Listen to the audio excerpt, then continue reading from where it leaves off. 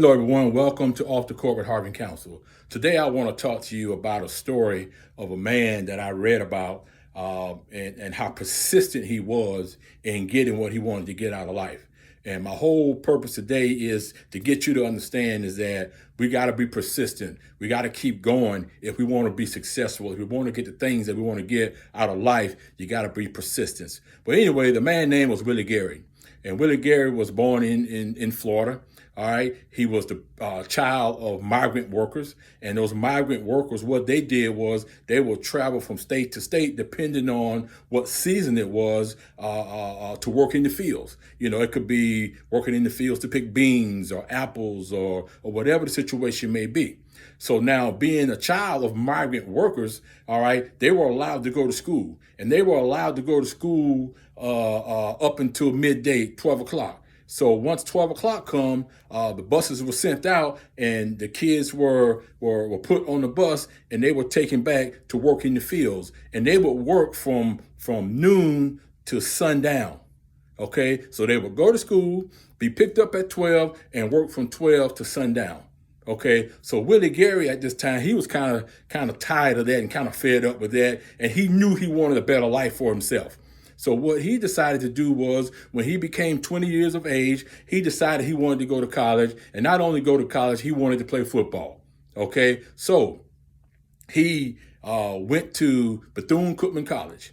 Okay, and he went there and met with the coaches and told them that I wanted to try out for the football team. So the coach stated that when he got there, he found out that it was 125 players looking to try out for this football team, and only 40 were going to make it. So 125, but only 40 was going to make it. So after trying out for a couple of days, he was called to the office within those few days, and he was told, son, I'm sorry, but you didn't make the team. So he was kind of upset about it and kind of downhearted about it. All right. So after he left the coach's office, he went and he called his high school coach.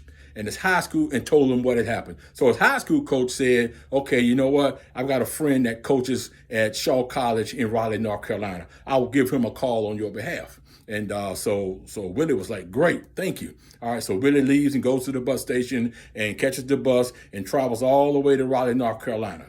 Okay, so when he gets there, he goes in and meets the coach and talks to the coach and say, hey, I'm here to try out for your football team. And the coach didn't know who he was. So apparently, his high school coach never made that contact or connection with the coach at Shaw in Raleigh to tell him that Willie was coming. So once he got there, the coach told Willie, he said, you know what, our rosters are full. We have no spots available for you on this team.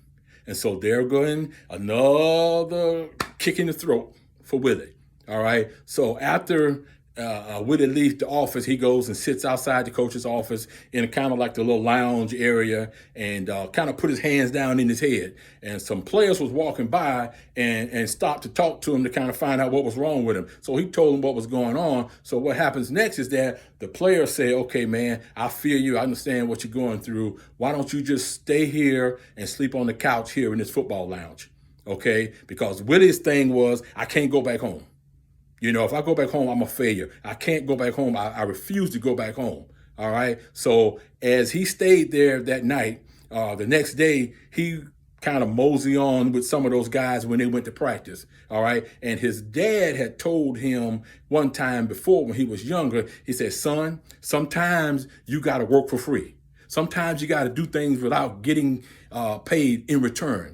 So Willie remembered that and he thought about that and he kept asking himself, so what can I do that I'm not going to get paid for that's going to help make a difference somewhere along the line? So as he was hanging out with those other players while they were getting ready to go to practice for that day, he went with them to the locker room. And as they changed and put on their equipment to go and practice, he noticed how they just left the locker room into shambles, man. They just left it into a mess. So after the players were gone on the field, Willie stayed back and he went and found a broom and a mop and he cleaned up that locker room, man. And it was spotless. Okay. And when the players came back off the field, and showered up and got dressed and went back to their dorms, all right, he stayed there and he cleaned up after them again.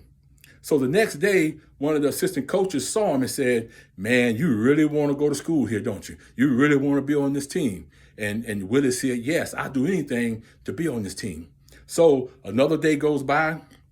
All right. So now the head coach sees Willie on campus and says to him, hey, I see what you've been doing. Everybody's kind of telling me what you've been doing in the locker room. I appreciate that, what you're doing. I'll tell you what I'm going to do. All right. I'm going to give you a free meal ticket and a free bed until the end of the week. And this was the middle of the week, like Wednesday. And he said, I'm going to give you these things, but after the end of the week, you got to leave. You got to go. Okay. Can't do any more for you after that.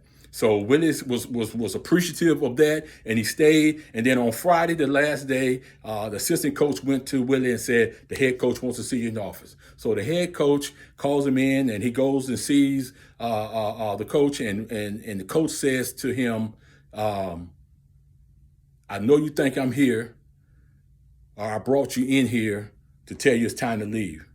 But I'm glad you didn't leave, because we just had a player to get injured. And he's going to be out for the rest of the season. So now we got a spot available if you want to take it. So Willie was ecstatic, and he was jumping for joy, and he took that spot that was given to him.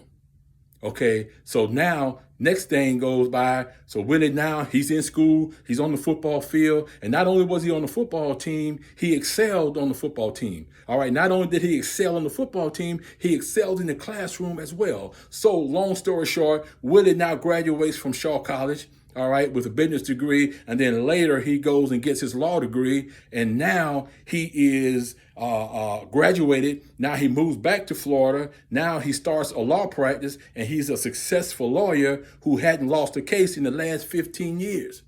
All right, and because of them giving him a chance, because of them supporting him and taking a chance on a kid that they've never seen play before, he has donated $10 million back to Shaw College, which is now Shaw University in Raleigh, North Carolina.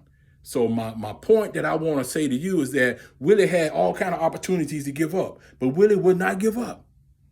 He went and did things that normally most athletes or most guys wouldn't do because of our pride. Man, I'm not cleaning up behind anybody.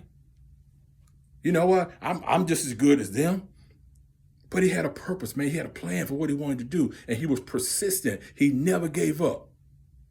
He kept going. And see, we get to that point where we want something, but we give up really fast, and we want to stop. Take it from Willie. Willie kept going. He found a way. And if you want to get to that certain point, you will find a way. Okay? And to get there, you got to keep going.